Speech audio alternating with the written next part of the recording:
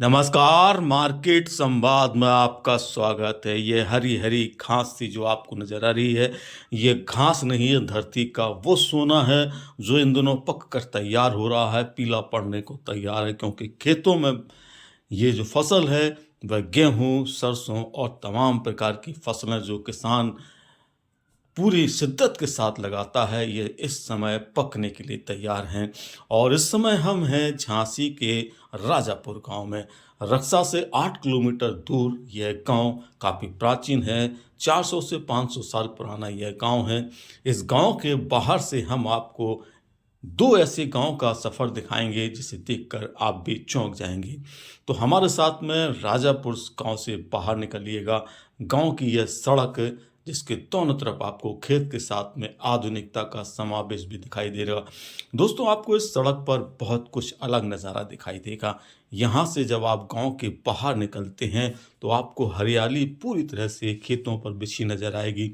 हालांकि जो फसल है वह अब काफ़ी हद तक पकने को तैयार हो गई है क्योंकि मार्च के अंत तक में खेतों से जो फसल खड़ी होती है गेहूं की और अन्न की, वह कटाई की दौर में आ जाती है। तो ये रास्ता इस समय आपको जो पतला सा रास्ता सिंगल रास्ता नज़र आ रहा है, यह राजापुर से बाजना गांव की तरफ जाता है। झांसी का बाजना गांव भी बहुत प्राचीन है। यहाँ भी करीब हजारों साल पुरानी कई सारी ऐतिहासिक और प्राचीन स्थल हैं। रोड बहुत अच्छा है, घुमावदार मोड़ है और साथ में दोनों तरफ आपको खूबसूरत हरियाली नज़र आएगी। हम आपको बीच-बीच में यहाँ के जो खेत हैं, उनमें जो फसलें हैं, किस प्रकार से पक कर अब पीली-पीली नज़र आने लगी हैं, हरी पीली धरती नज़र आने लगी है, वो आप देखेंगे। ये देख सकते हैं आप, हरी पीली धरती नज़र आ रही हो क्योंकि कुछ फसल पक गई है और कुछ फसल पकने को तैयार है। तो जब पूरी तरह से ये बालियाँ पक जाएँगी, इनसे गेहूँ निकलने को तैयार हो जाएगा, तब किसान थ्रेशर के ज़रिए ये सोना निकाल कर हम आप तक पहुंचाएंगे, जिससे आप हम घरों में स्वादिष्ट व्यंजन बनाएंगे और किसान की जीविका आगे चलेगी। तो यह खूबसूरत सफ़र हमारे साथ में देखिएगा। थोड़ा सा लंबा सफ़र ज़रूर लगेगा, लेकिन इसमें आपको बहुत कुछ आनंद आएगा, बहुत कुछ मज़ा मिलेगा। आप हाईवे पर तो कई बार सफ़र करते होंगे, लेकिन ग्रामीण इलाकों से सफ़र करने का जो मज़ा, कुदरती मज़ा मिलता है, वह आपको घर बैठे नहीं मिल सकता है। तो हमारे साथ में इस सफ़र को करते चलिएगा। हम आपको राजापुर से सबसे पहले जो गांव पड़ेगा, उस गांव के बारे में जानकारी देंगे और वो जानकारी सुनने के बाद आपको इतना अचरज होगा कि आप भी दंग रह जाएंगे। सफ़र बहुत सुहाना है और यहाँ पर सबसे अच्छी बात जो दिखाई दी कि दोनों तरफ खेती का बहुत अच्छा नज़रिया है क्योंकि गांव के इलाकों में अब खेती बहुत कम बचने को है क्योंकि जगह-जगह जो खेतों में मकान बनने की तैयारियां शुरू हुई, उसने कई जगह की खेतियों को पूरी तरह से खत्म कर दिया है। यहाँ दूर-दूर तक आपको खेतों में फसल खड़ी नज़र आएगी और रास्ते के दोनों तरफ हरियाली और खूबसूरत पेड़, जिसमें आम के पेड़ भी हैं, बेर के पेड़ भी लगे हुए हैं, तमाम प्रकार के पेड़ जो रास्ते में मिल जाते हैं। कई लोग जो इन रास्तों पर चलते हुए इन्हीं पेड़ों के ज़रिए जो आम है, इमली है, बेर है, इनका स्वाद और आनंद लेते हुए निकलते हैं। तो ये बहुत खूबसूरत नज़ारा है। बड़े-बड़े यहाँ पर पेड़ लगे हुए हैं और ये धरती पूरी तरह से हरी पीली नज़र आने लगी है क्योंकि फसल अब पक कर तैयार हो रही है। राजापुर के बाजना जाने वाले इलाकों के गाँव के लोगों की यह खेती है, जिसे आप इस समय हमारे साथ में देख रहे हैं। हमने जैसा कि बताया कि यहाँ से आप बाजना और बाजना से सीधे झांसी तक का सफ़र कर सकते हैं। बीच में जो आपको बाजना गांव मिलेगा, आगे सबसे आगे पहले मिलेगा अवधपुर। हम आपको अवधपुर का नज़ारा दिखाएंगे, गांव दिखाएंगे और उसकी रोचक दिखाएंगे। ये देख सकते हैं जो आसमान पर बादल हैं, वह किस तरह से लहरा कर ज़मीन पर गिरने को तैयार से नज़र आ रहे हैं। हालांकि अब मौसम के तेवर धीरे धीरे बदलना शुरू हो गए हैं।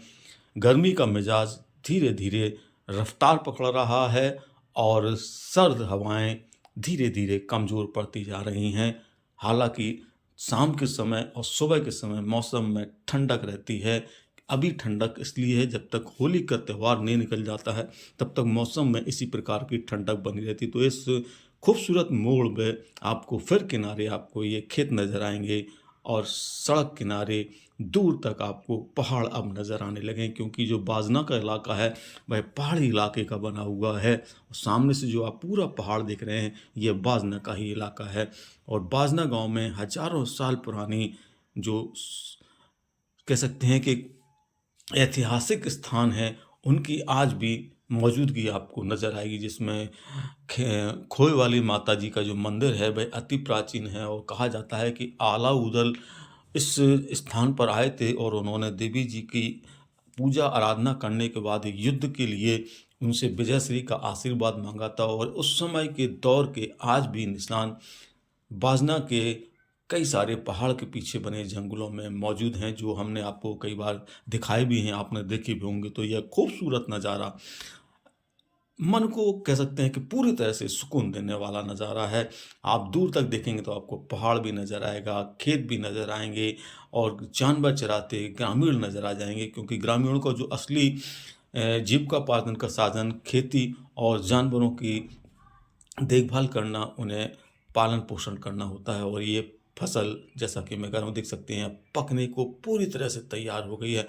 और जब किसान की फसल पकती है तो किसान की आंखों में चमक आने लगती है, क्योंकि वह पूरी मेहनत करता है इस फसल को उगाने में, और यह फसल उसके जीवन का आगे का आधार बन जाती है। तो ये खूबसूरत नज़ारा देखिएगा। मौसम के बदलने की जो आहट होती है वह इन खेत में खड़ी फसल से आपको महसूस होने लगती है, क्योंकि जब तक खेत में फसल हरी हरी नज़र आती है तब तक सर्द मौसम रहता है। और जैसे ही फसल पीली होने लगती है, पकने लगती है, तो धीरे धीरे गर्मी की आहट तेज हो जाती है और तापमान धीरे धीरे ऊपर चलता जाता है। यानी मार्च के महीने में, इस महीने में जिस महीने में होली का पर्व है 14 तारीख को, और 14 की होली के पर्व के बाद गर्मी अपने पूरे प्रकोप पर आई। तो मौसम की दस्तक भी आपको इस समय यहाँ पर रास्ते चलते नज़र आ रही होगी और खूबसूरत प्राकृतिक नज़ारा भी नज़र आ रहा होगा। तो अब हम आ गए हैं अवधपुर गांव की तरफ, जो कि राजापुर से जब आप चलते हैं तो अवधपुर गांव सबसे पहले मिलता है। तो यहाँ के गांव के बारे में हम पूरा नज़ारा दिखाते हैं। ये पूरा नज़ारा आप जरूर देखिएगा, क्योंकि इसमें आपको बहुत रोमांचक और बहुत ही जानकारी भरी चीज़ें। जब बताओ क्या नाम है तुम्हारा? राज। और तुम्हारा? आसिक। क्या बात है यार, आसिक किंग। और आपका? वीरेंद्र राजपूत जी। आपका सर? अच्छा ये बताओ राजपूत जी, ये कौन सा गांव है जहाँ हम खड़े हैं?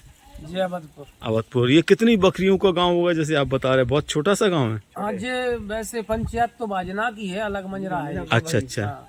लेकिन यहाँ पे 40-50 बकरी हैं। 35-40 की बकरी हैं। बस खेती का काम है यहाँ पर। तो पंडित जी आप भी यहीं रहते हैं? तो कितने साल हुए आपको यहाँ पे? 55 से। तो गांव तो काफी पुराना होगा, बाजने के समय का गांव होगा जी? जब बाजने का नहीं, हम तो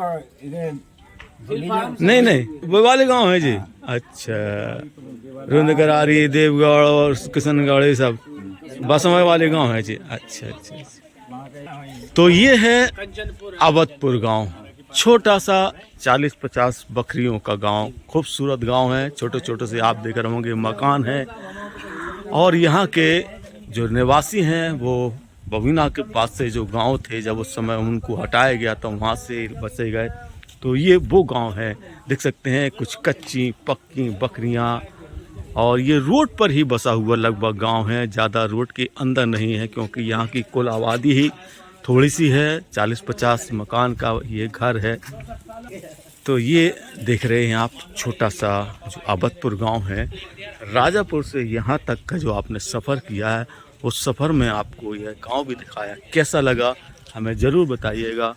और देखते रहिए मार्केट संवाद की रिपोर्ट झांसी।